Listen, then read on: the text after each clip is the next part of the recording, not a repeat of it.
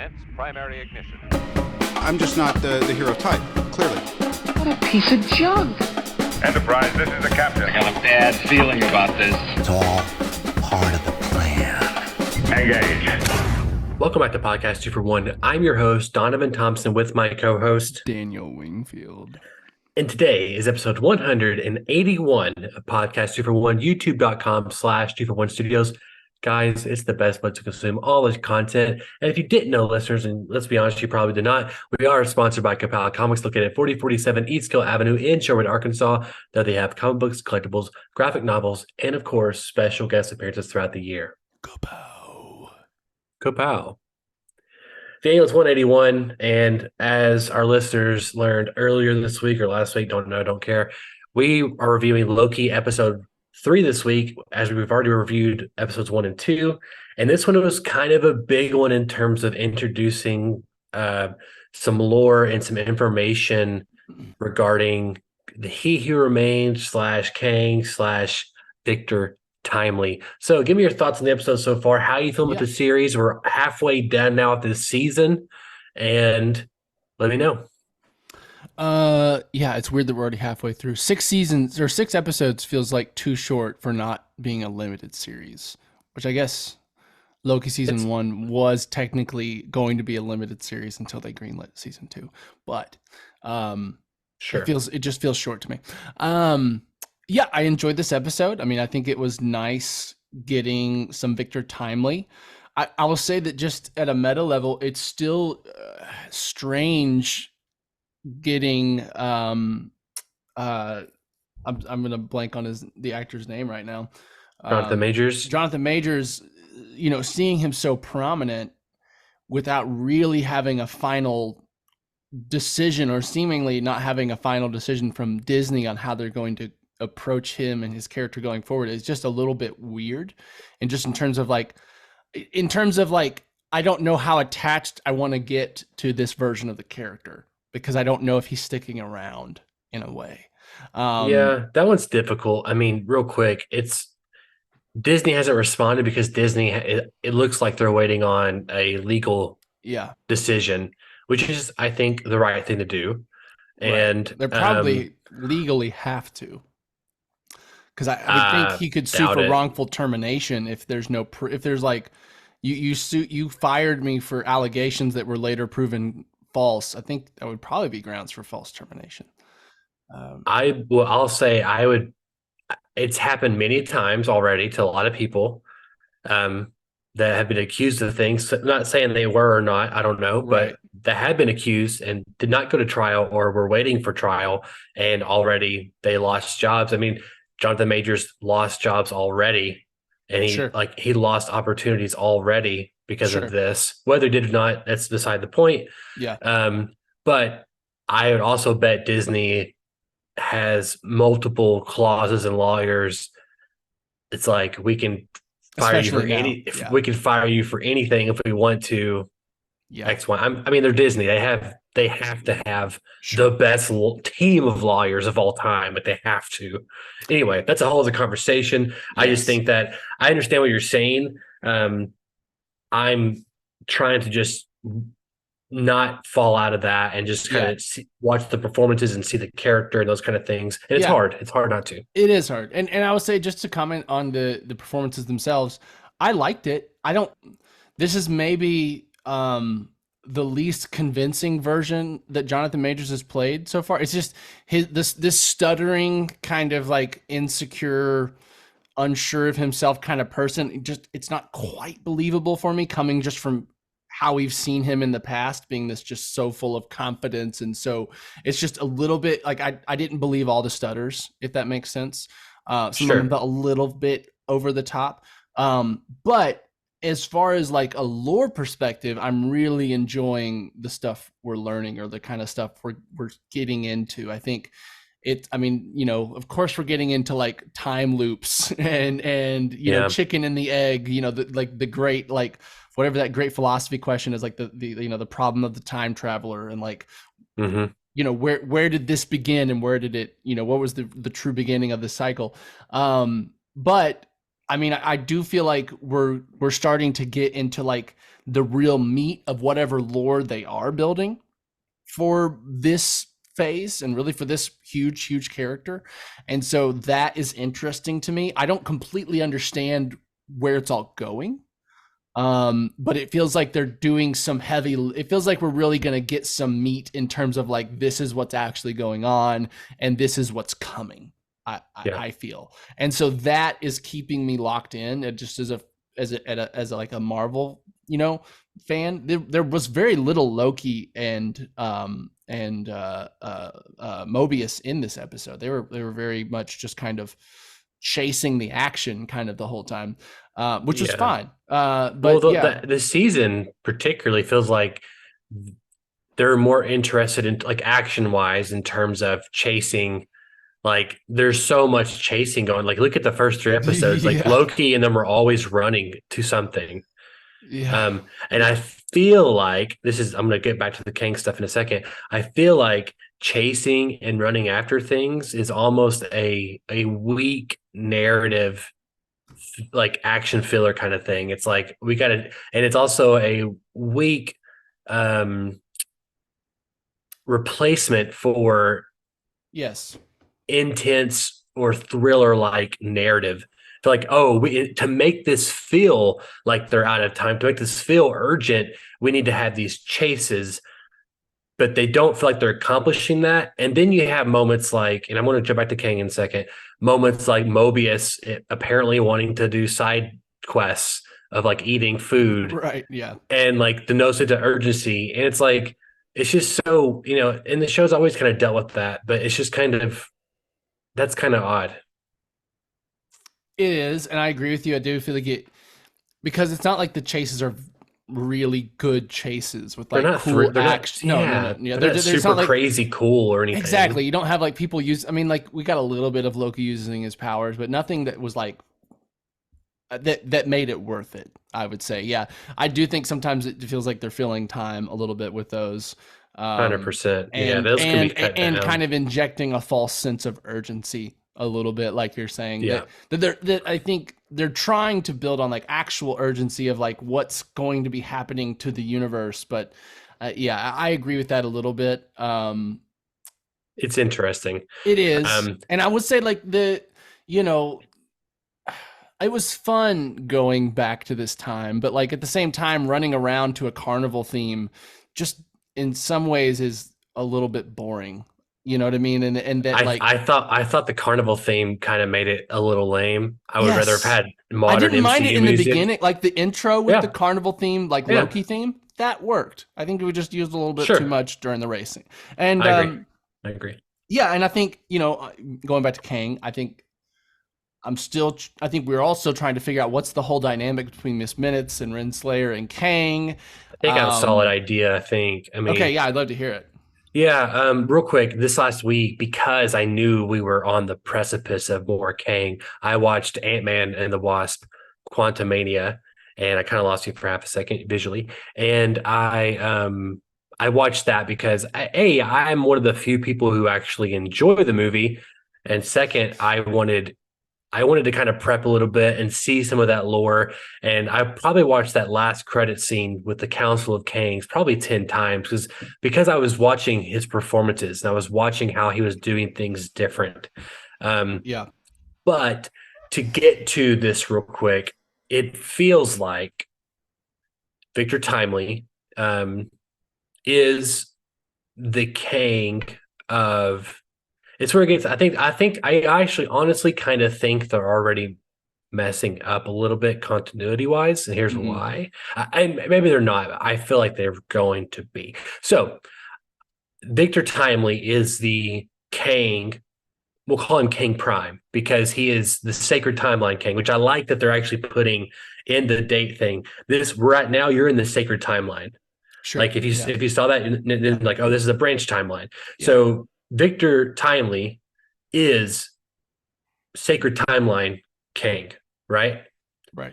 And essentially, it feels like he remains at the very end. He knew, he can only see past a certain point, but maybe he remembered his own origin, like you said, a loop.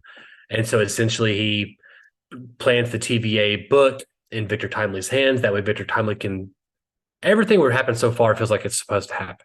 I feel like we're getting to a point again where it's like Loki was supposed to go with Miss or Mobius to go after them, and it was all these things have already happened multiple times again. Yeah, I feel like we're gotten to another loop situation. Maybe. That being said, I feel like in the comics, Renslayer and Kang are kind of boyfriend, girlfriend, X, Y, and Z. And it looks like Victor Timely in time will become He Who Remains. And that he's had multiple relationships with Renslayer. He's erased her memory. She helped him achieve power. He's done this multiple times throughout the sacred timeline and the TVA. So it feels like, that's what's going on. And Miss Minutes is, hers is kind of pretty basic, I think. Artificial intelligence. She kind of revealed her whole motives right there. Yeah. At least some of them. And at the same time, I'm like, what? I don't get why she's sharing her secrets with Renslayer then when they're at the end of time. Like that I'm curious in a good way. I'm like, what is the big secret that she's knows about Renslayer, at the very end? I think the secret is that like you used to be his girlfriend. You used to be his. Yeah, sure. It's the secret of that recording that Loki hears in the first episode of this season. Is you were his right hand woman and you helped him rule the TVA, and then he ended up brainwashing you, and then put you in a still high position. And I think it seems like her objective this season is to maintain or to gain free will. Yeah. And initially it was to like reestablish He Who Remains. And now it feels like it's kind of like get free will. But I still think she's still on this track, this He Who Remains track. I just don't think she knows it yet. Yeah. I mean, that's kind of my assumption too. My assumption is that like, and to some degree it's going to help what I feel like is maybe some of the aimlessness that sometimes these characters are feeling a little bit. Like, I know Sophie's just trying to kill him. I guess she's just going to try to kill every variant of him that she encounters because whatever. It's like we repeated the same beat as last season also. Yeah, she made a different choice, which is, different at least there. But I guess. I guess like what I'm anticipating is that, this is kind of the Prime Universe Kang, and that through these events will be basically opening the door for all the other Kangs to come here too. Like that's kind of what I'm maybe kind of assuming, is that maybe he's not the one that ends up in the end, but he's the one that kind of begins the events that always happen with Kang, which is where they fight for power, right? And so I guess there's a version of this story where it's like, there's these kind of chaotic elements all happening. Like, Mobius and Loki are doing kind of their own thing. Renslayer and Miss Minutes are kind of on their own little, like, have their own little set of goals. And then you've got Sophie and you've got Victor Timely, and that like the cluster of these things all happening at the same time is like the perfect storm that kind of begins the true Kang arc.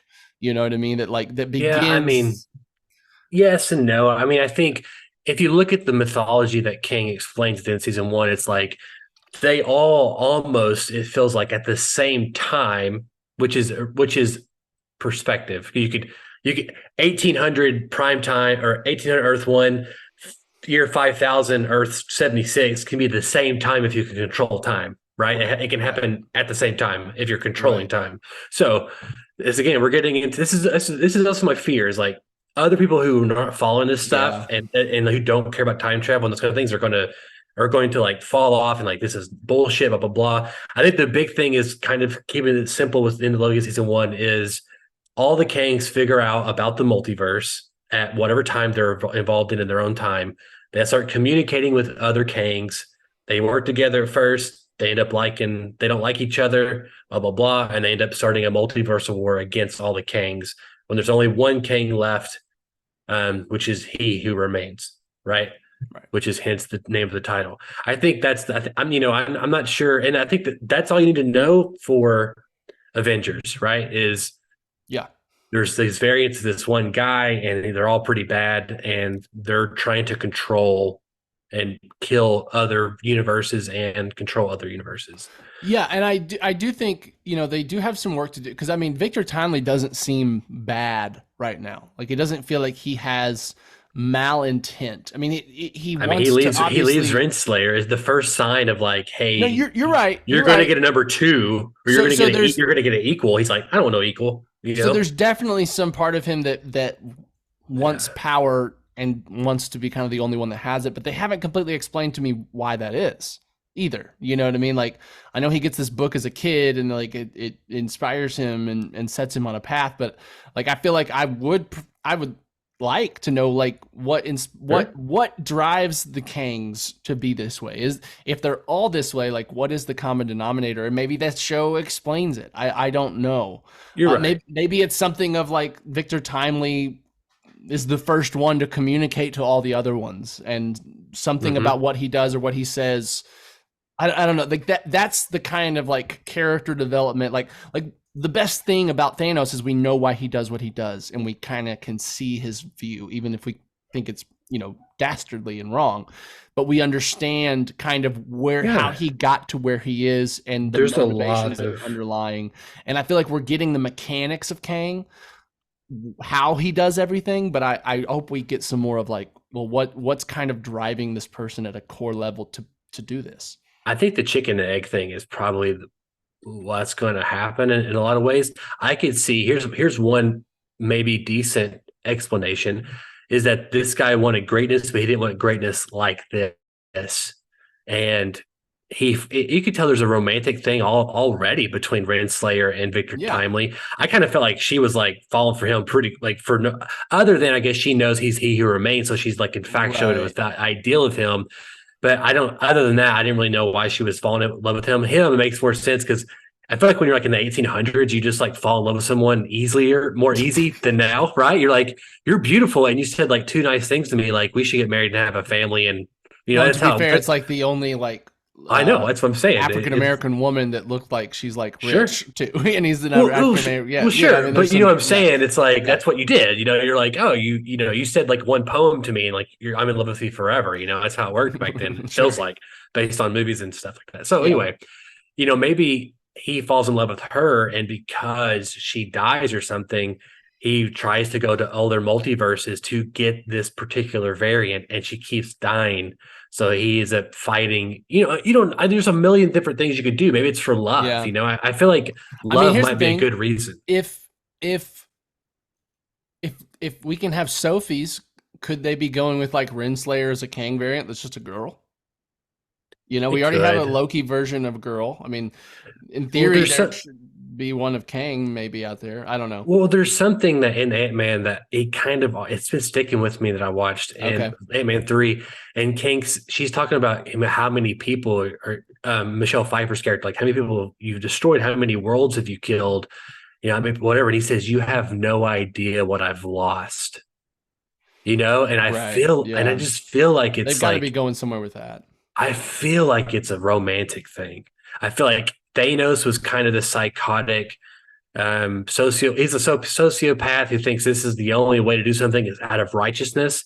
I feel like his is going to be something more like a tragic love story. I think it's what Kang's will be. Like he feels more vengeful than Thanos does. Thanos feels it feels more personal. Like I have to do this no matter. Yeah, it is personal for Thanos, but it's like you're right. It's this kind of righteous duty that he feels like he has a higher calling, that he doesn't have a choice.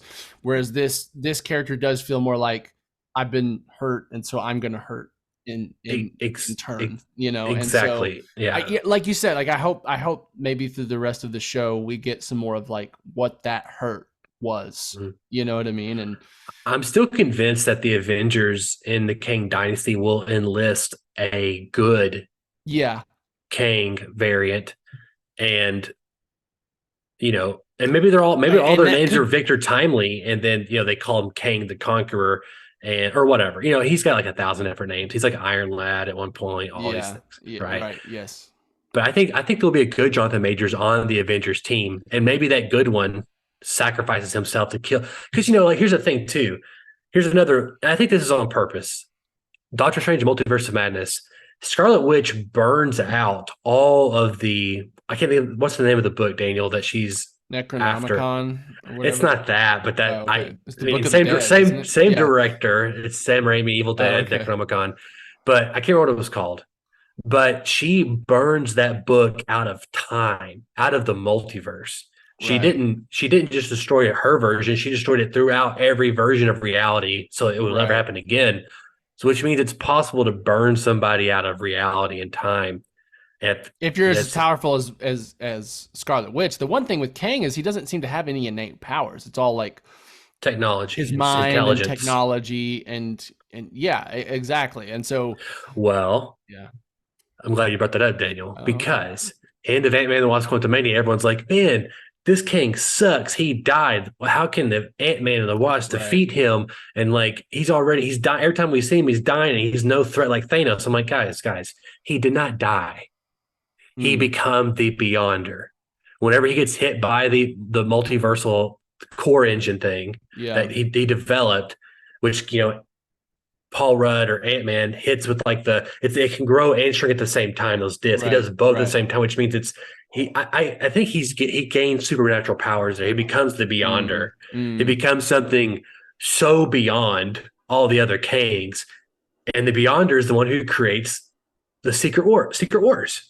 You know what I'm saying? And so I think that's what I mean. There's a lot of coincidences with the comics here, and there's also it just seems like easy threads that they're kind of pulling, and I feel like that's the biggest baddest Kane is Kane the Conqueror.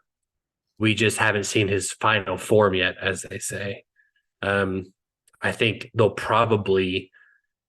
bet there'll be something kind of like, remember in Age of Ultron where Vision dies in the beginning or not dies. Oh yeah, it's not Vision, it's Jarvis. He dies, and at the end of the movie, before they make Vision, they're kind of like, yeah, there's been this thing in the internet fighting Ultron the whole time, and it's actually Jarvis. He's actually alive, and maybe we can make Jarvis Vision, right?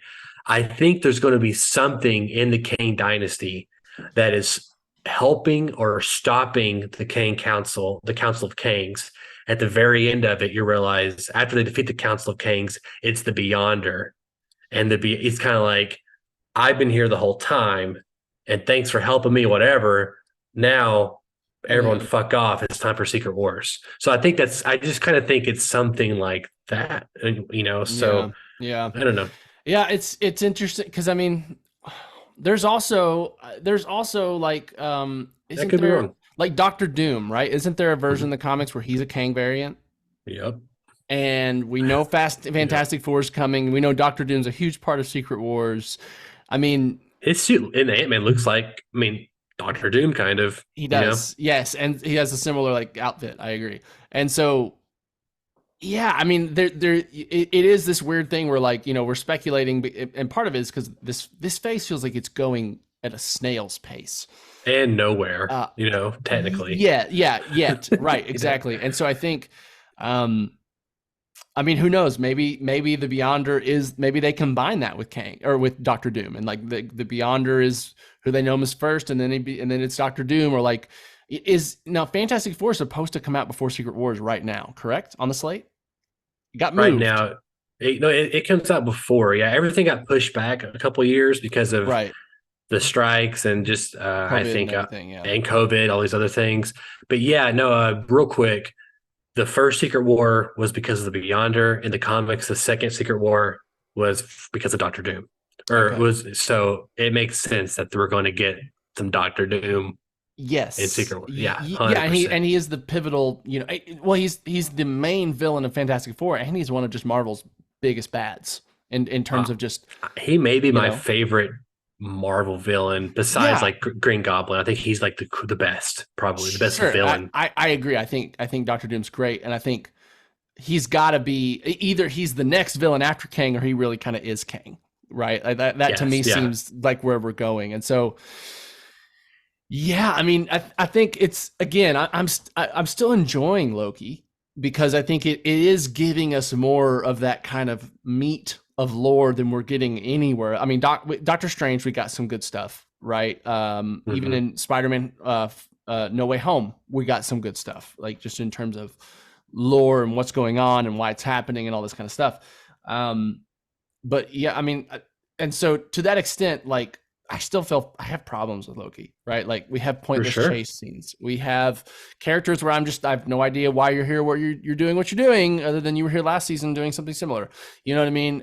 But at least we're getting meaty nuggets, if that's the way to say it. We're getting stuff that we're like, okay, this has to be important for later. There's no way it's not. I don't know if it is though. I think a couple things. One, no matter how you cut it, there's also this book come out, in the Reign of the MCU. I don't know how accurate it is, but every news source right now is like quoting it and taking excerpts out from it, and like very reliable ones are doing this. Again, I don't know how accurate it is. Someone on the inside. Is it just about the build, like the reign, it's like the last 10 years? Yeah, the last 10 years, 15 years, and like the troubles, the successes, all those kind of things. And there's a lot of juicy nuggets kind of coming out of that. And one of them is like Marvel was floored that people didn't like Ant-Man 3. Like they were like so confused by it. And like they were like, well, they didn't know at all, kind of thing. And there's all kinds of little tidbits in there that are interesting. And again, I'm not sure are quite true, but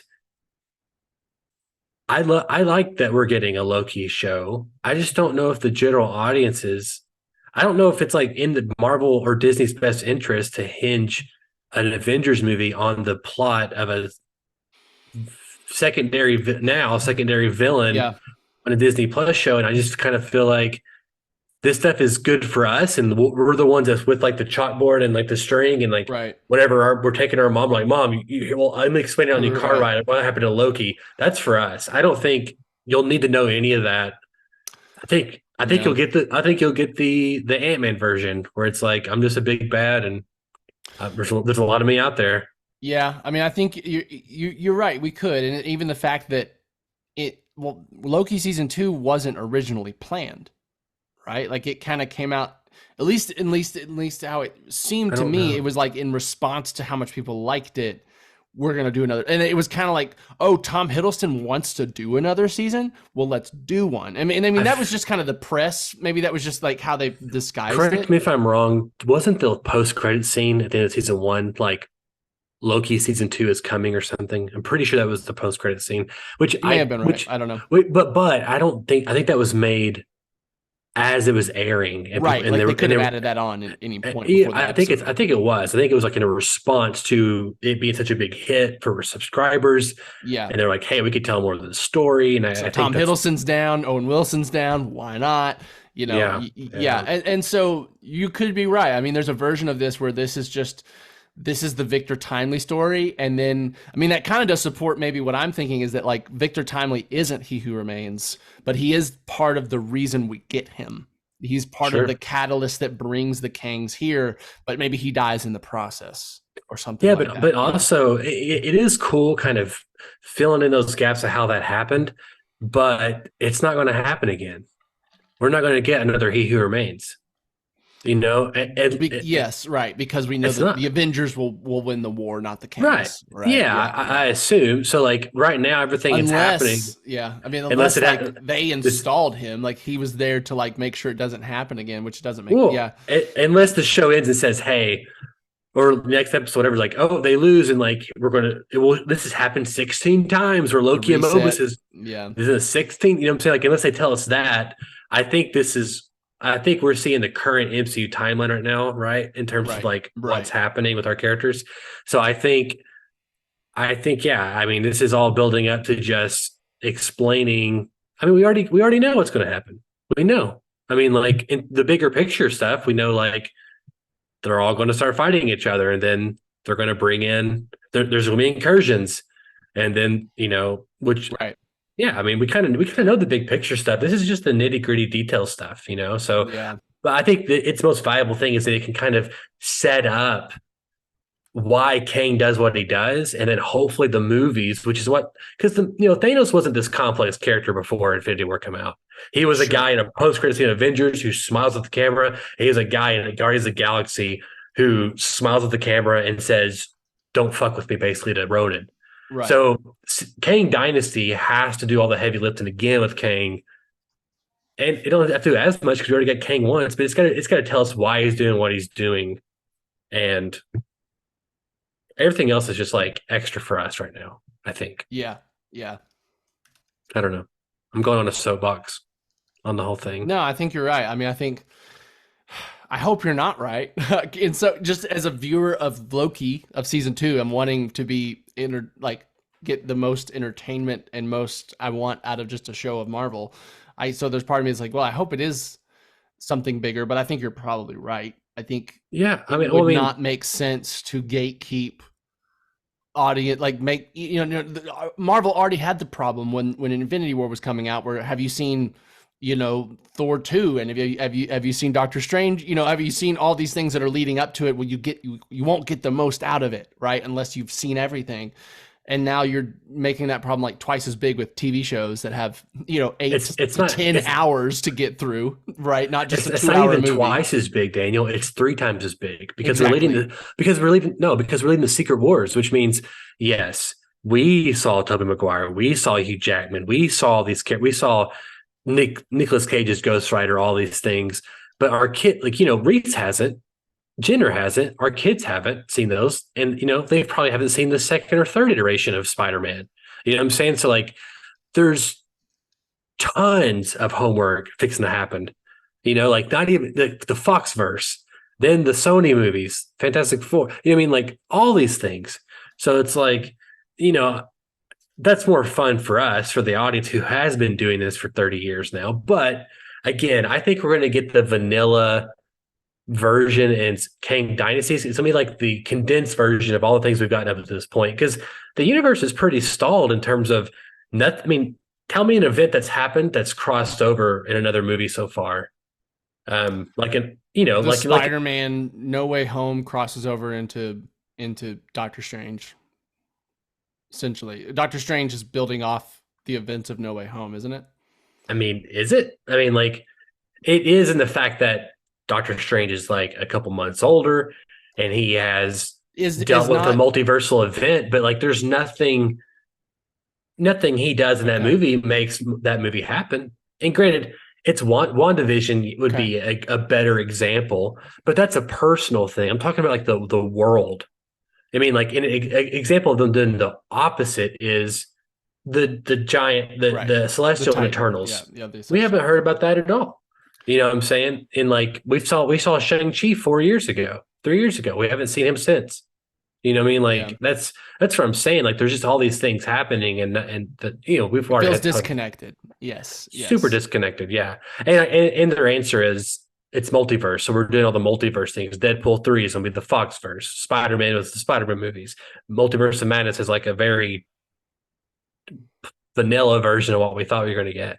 They're trying to set this concept that's not clear. It's not a clear concept.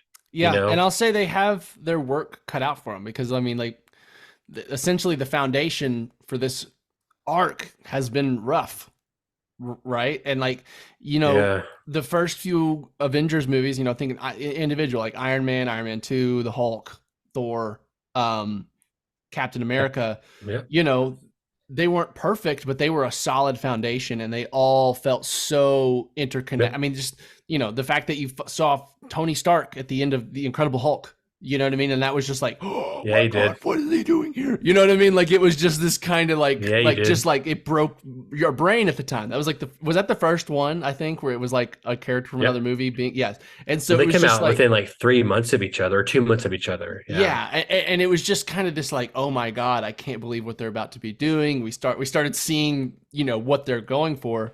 And to have none of that in the first 6 or 7 movies and 4 or 5 TV shows of the arc is troubling. And I do, part of it is man, it would be nice if they ended up explaining this. It's all just separate universes, and we just didn't. Well, they've done fake versions of it.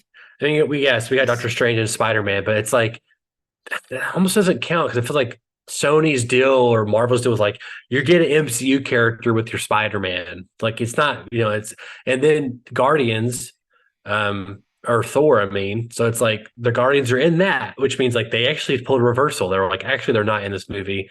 They have nothing to do with this movie. Yeah. And so we saw. Yeah, and I mean, I'm super curious. about the Marvels, dude. Like, I feel like it's box office, how well it's Yeah. received. I Like, feel like to I me, barely this is hear about huge. it. Oh yeah, I don't know. I saw a trailer. I saw like a trailer or whatever, and it genuinely looked kind of not great. I was like, this isn't and I don't even mean like bad or anything, but the score on the ad was like lowered. Like my volume was very high on my phone. The score, I feel like the trailer, like the editor just didn't put no punch behind the trailer or something. I'm like, Mm. this is what, like, it feels like they're not trying with the marketing. Like they Like kind of they know, know. Yeah. and they're kind of like, let's not put as much money as we have to some, so we don't piss off some people like Brie Larson or Right. whoever. But Right. let's not do all the bells and whistles because we're going to lose money on this. That's just the vibe I'm getting, dude. Yeah, I agree, and that's concerning as a fan of the universe. You know I I think mean, right now, yeah. Go ahead. I was gonna say, I think right now it's supposed to open up between 70 to 80 million dollars, which feels good, right? But Ant-Man 3 opened up like 120 million, I think. So, which is a lot of money. It just had like the Yeah, biggest drop off ever, I believe. from I one could be box office wrong. the weekend to the second one. Yeah, I I think could be wrong it on had a those numbers. stark drop off. I It remember had the that. second biggest behind Eternals. I think is what it Okay, was. okay. I believe so. Yeah, Um, I'm ready to get to the next like truly Avengers movie, the team up movie where we're bringing all the characters in. Hopefully that will fix some of the issues we're experiencing. But the hard part is there's a part of me that's just almost looking forward to the reset as much as dude, anything else, and I'm and I, knowing that that's probably 5 to 10 years away, maybe still, I right? think it's Secret Wars. I think that's it. I think that's it. I mean, to me, it would blow my mind if they didn't do it. But Secret Wars comes out, you have your big crossover thing, you bring back Iron Man, you bring back whatever, and Toby, then Toby, you bring Hugh Jackman in, you do like yeah, one final hurrah. And if they're smart, because of all the backlash they've been getting, because of how convoluted yeah, it's getting, and also like there'll be new kids to start over with. You yeah, start whatever the movie is, Iron Man 1, Captain yeah, America 1, or whatever yeah. it is, and you have a new Tony Stark And you actor. know what? New, You might also do. You might just take 3 years off or 5 years off in between, just to like give it a sense of like, oh, time has passed. I'm like, you know what I mean? I don't want Secret Wars to end and the next year is like Iron Man, but he's 14. You know what I mean, or something like that. You know, like yeah, I would respect the hell out of it if they did that, and I think it's I think it would the actually make more long-term sense. I think like if I they think it would did too. that, they would make so much more money when they started coming back because people are kind of like hungry for it again. It's not just been like drowning in it. And, you know, would kind of give the opportunity to like start just do something different with the characters. Like I don't know I, exactly how I, you do it, but like to some degree, Marvel has become its own style of movies and genre of movies in some ways, and they've got to find ways to innovate on that too. I agree. You know? Yeah, I mean, I think you're correct in the long term. I think that their issue is the board of directors and the shareholders, and like, oh, we don't have a Marvel movie coming out in Q1 of 2030. So it's like, Right. Yeah. Yes. what franchise is going to make our dollars go up that quarter? You know, like ain't Star right now ain't Star Wars. You know, so Yeah. No, it's not Pixar right now. You know, so it's like you're right. I that's what I'm afraid of. But I think you're 100% right in the fact that that is the best financial and creative Yes. move possible is You to know, have a it's 3 to 5 year gap. yeah, and it's interesting. I mean, Disney is in an interesting place where like pretty much all of their big franchises are All kind of of being them. burned out with the audiences. You know what I mean? Like, Star Wars. I mean, Ahsoka did not do well ratings wise. yeah, Like I didn't do I great. think it was 40%. It could have been 70% of its viewers dropped off after the first episode compared to the last episode, and Yeah. it was already pulling Andor numbers. Right. Yeah. So Star Wars is not. I mean, Mando season 3 wasn't doing great. I mean, Star Wars is like, even though we see like the light potentially, it's not doing great globally, right? No, I mean it's not universally loved right now. You have a No, lot of I mean, there's a lot of people that loved Ahsoka and a lot of people that did not love it at all. no, not at all. You I've know seen what I so many mean? people say It how did much they not hate it. unite the fandom like some maybe hoped it did. Yeah, and I Now I still think understand. it's a hell of a lot better than some of the shit we've been getting from Star Wars for a while. Yep. But And I hope they will see the potential in it and not just the initial numbers and think, okay, no. But Ahsoka's a building block. It's what that is. It's a building block to where we should be. You've got Star Wars in that place. You've got Marvel where it is. You got Pixar. Just no one cares about Pixar movies when they come out anymore. Just don't. To be fair, Elemental really did well, and it did well, but that's a surprise, and that's kind of a big deal with Pixar. It's like I don't think it is a surprise. I think a lot of this issues also is a byproduct. Yes, there's creative issues, but I think it's a byproduct of training viewers to not go to the movie theater because you're going to get it in 3 months on Disney Plus. I think the pandemic did a lot of that, especially with Pixar. The Pixar brand probably the most out of these three brands. The Pixar brand, they put 3 movies direct to streaming, like Luca, Soul, and Turning Red. Yeah, and that was detrimental to the brand, 100%. It could have been, but I mean, I've watched it. It is not anywhere near Golden Years Pixar. It doesn't touch Toy Story 1. It doesn't touch Up. It doesn't touch Invincibles. It's like it's not Golden Years, fine. but look at the money though. But it's DreamWorks good. And DreamWorks is fine. I mean, I laugh at the Minions sometimes. To be fair, I'll admit that. I'm not disagreeing with quality. It's not. I mean, like when the movies were coming out with Pixar, like everyone talked about it. I mean, it was an event that adults were into just as much as kids. To me, it felt like, and the storytelling in those was just as good as an adult. Like you had just as much to enjoy about it as the kids did, and Elemental was not that. Elemental was fine. It was a cute, a beautiful animation, really, really great animation, and a cute story, but it wasn't anything that was like, wow, this had like a deep, like someone really thought about this when they like this. This was a really thoughtful story or had really interesting things. Either way, all that to say is like Disney. It feels like they're running most of their franchises into the ground, oversaturated, and turning them into content over entertainment or over art. And I mean, they're never going to stop making money, but what are they going to like? It feels like they're a little bit at a crossroads here as a company with their stuff, where it's like they can't keep doing what they're doing and all of those things. You're right. They'll be fine because but like as a capitalistic company that always needs to be making record-breaking quarters, every quarter has to be better than the last one. That's what they're doing now is not going to accomplish that. Right? I don't think so. I don't think so. I don't think so. No. And Disney prides themselves on being just like they're Disney. They do the best at everything, and like. I want to propose one thing real quick, and this is not Loki, whatever. Yeah. First of all, I am 100% game. I think you are too for a reboot of the MCU, right? I think I agree with that. There's characters we like that, like I like Moon Knight. I like Falcon Winter Soldier. And I'm not saying get rid of those guys, but I'm saying I do think a reboot is in order for the longevity of the IP and the franchise, and just to make things simple again, right? It cleans the slate so you can start it over and like, okay, what's new stories but different, same but different. I saw someone propose this, and it never it hasn't crossed my mind. I don't know why it never has, but someone's like, I think it was Matthew Vaughn saying, hey, I would like to reboot Star Wars. And I was like, I think that'd be great. I'm like, you know what? Or potentially could be great. I kind of want you to depending on who you give it to. Like, start over with Luke Skywalker. I don't care. Like, actually, it sounds great. Like I can't, like, do it. Have Darth Vader again. Like we could, do it. It sounds amazing, actually. I don't know why. I just because he's like, this to me, Star Wars is the Skywalker saga, and a lot of people are arguing with him on that, and they were kind of Johnson would like a word. Well, a lot of people were like, Star Wars is so much bigger than that, blah blah blah. I kind of might disagree. I think the reason why we want.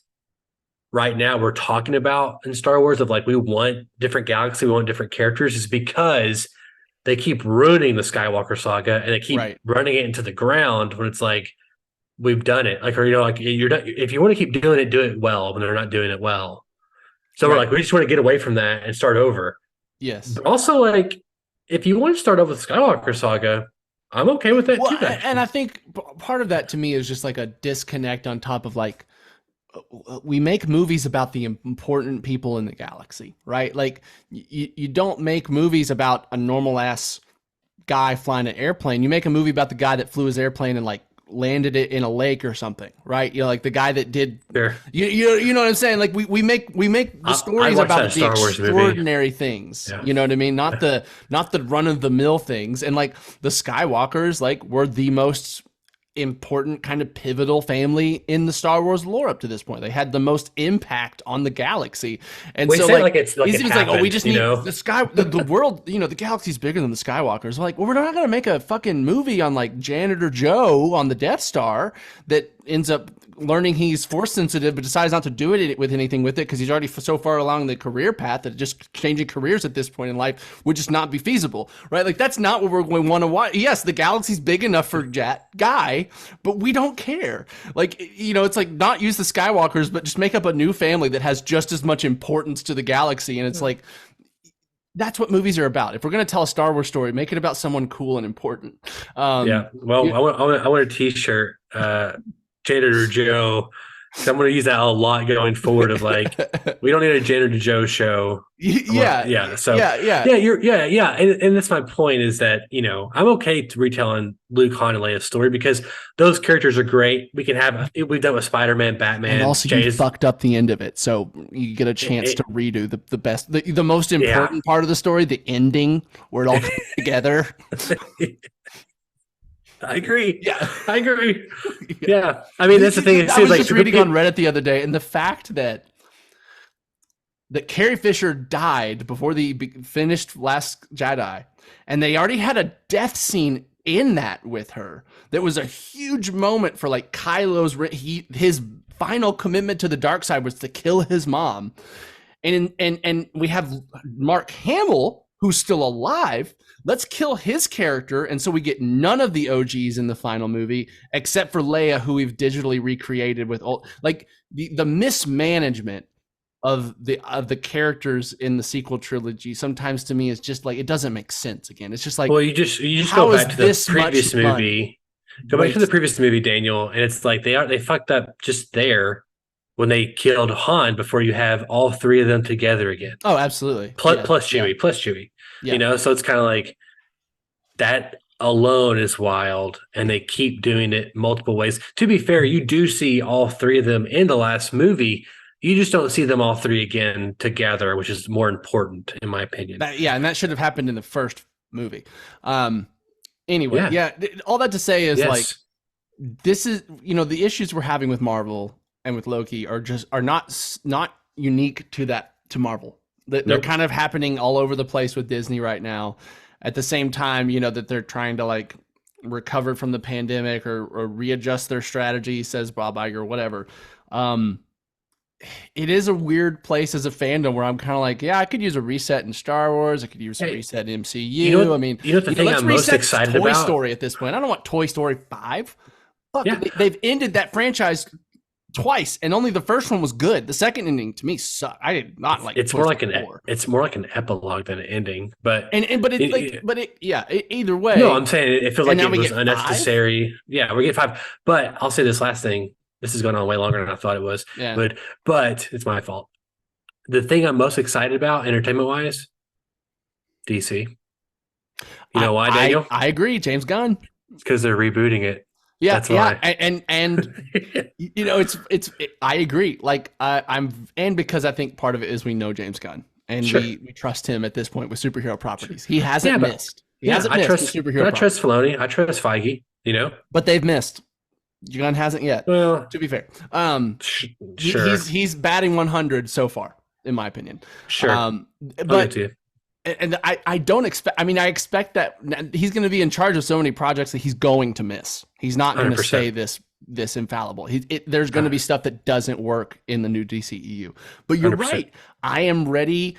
I'm dying to have like a Batman that I am wanting to be engrossed in as much as like Nolan's Batman, or even like Man of Steel, which I really like Man of Steel. And I am ready to see it. I don't want Man of Steel 2. I don't want more dark, broody, depressed Superman with the saturated world. I'd like to see like a different version of that. But like, you know, characters that, you know, 10 years ago, I wouldn't have really been like, okay, whatever's going on with them. And like, I'm all MCU, I'm all Marvel. Now I'm kind of like, well, okay, Marvel's kind of running their course. Let's see what these guys over there can do with characters that we haven't been engrossed with, like Iron Man and Spider-Man in a while. So I agree. And in some ways it's like, it's a dream scenario for Warner Brothers. They're not having to do anything and everyone's getting excited for them. You know what I mean? Like, they're not doing anything, and I was like, "Oh yeah, I can't wait for DCU now." Well, to be fair, no one is excited for them. Right, the general public's not right now because Blue Beetle did horrible. Shazam did horrible. I heard it was great, the Flash. though, right? I love Blue Beetle personally, Yeah. but it did horrible. The Flash did horrible. And the Flash is Aquaman horrible. The Blue Beetle is suffering from the superhero fatigue of the general world right now. I don't think Blue Beetle would have done great in 2009. Right. I agree. Like the beginning of the cycle of superhero. So I agree. But yeah, I mean, like The Brave and the Bold, that's probably my number one superhero, like, anticipating movie right now, just because I'm interested. Andy Muschietti's directing that as of right now, and he directed The Flash. I know, but I'm interested in what Gunn's incarnation of Batman and maybe Robin is. Well, the whole Bat family maybe being that, I guess. But like, I'm ready to see new versions of characters that we've been getting for a while. And so, like, I love Batman. So, and I'm not greatly impressed with Pattinson, and it's not his fault. It's the script's fault. So I'm not really that looking forward to the Batman 2. So yeah, it's a weird, and I think we're not alone. I think the general consensus is like Marvel's old news now. Maybe Gunn will do something with DCU, but no one's banking on it yet. I don't think so. I think that even the nerd subreddits, I think they're kind of like, they feel kind of hurt by everybody. They feel really hurt by DC. They kind of just want to see what happens. And I've seen so many people turn on James Gunn in the comment section. I'm kind of surprised by it, considering what he's done over at Marvel. Marvel. I've seen that do, at least that I've seen, has always been like Snyder Boys. Snyder Boys have already completely damned James Gunn's efforts. You're not wrong. Yeah. You're not wrong. But I'll say this: I can see all the pitfalls. I see all the problems. I see what everyone's upset about or whatever. But I'm convinced that I'm going to probably cry during Superman Legacy. Like, there's no way. You have James Gunn writing a movie about a kid with two dads.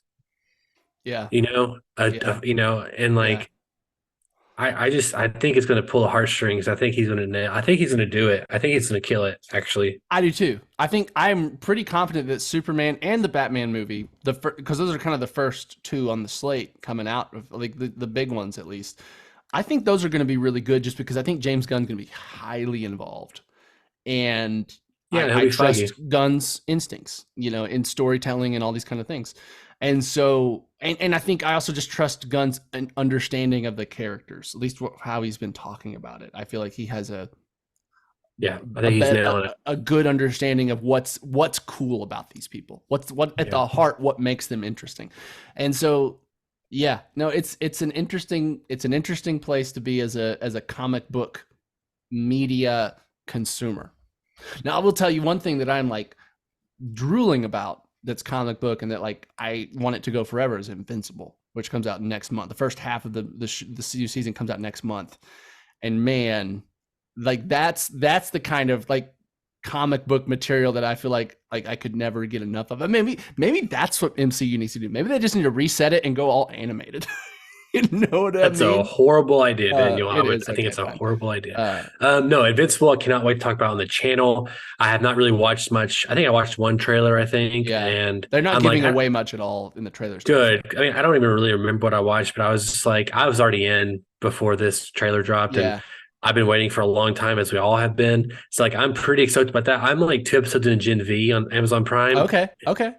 It's pretty dope, dude. It's pretty good. Okay. Yeah. I mean, I am not as big of a boys fan, I think, as most people are. I enjoy it. It's entertaining, but to me, it is not the insightful deconstruction of superheroism that it thinks it is. I never looked at it like that. So I think I'm going into it just more for popcorn fun than I am for. And It is a shock Compared to and what- awe kind yeah. of show, right? Like it's Yeah, all about yeah. the sensationalism and what Yeah. they did that. You know what I mean? But yeah, no, I mean it's interesting right now. Our kind of the big shows we're liking are these superhero deconstructions a little bit. I think Invincible is that as well. I think Invincible at least is like Invincible's like Marvel meets the boys, and it's great. I mean, it's Spider-Man. is. It's Spider-Man, but like meets the boys. but more of a you know? real world where there's lots of corruption and all the good guys aren't that good, and you know what I mean. There's lots of gray areas. I need to rewatch season 1. Actually, getting ready for season 2 because I've kind of forgotten some things. Might do that too.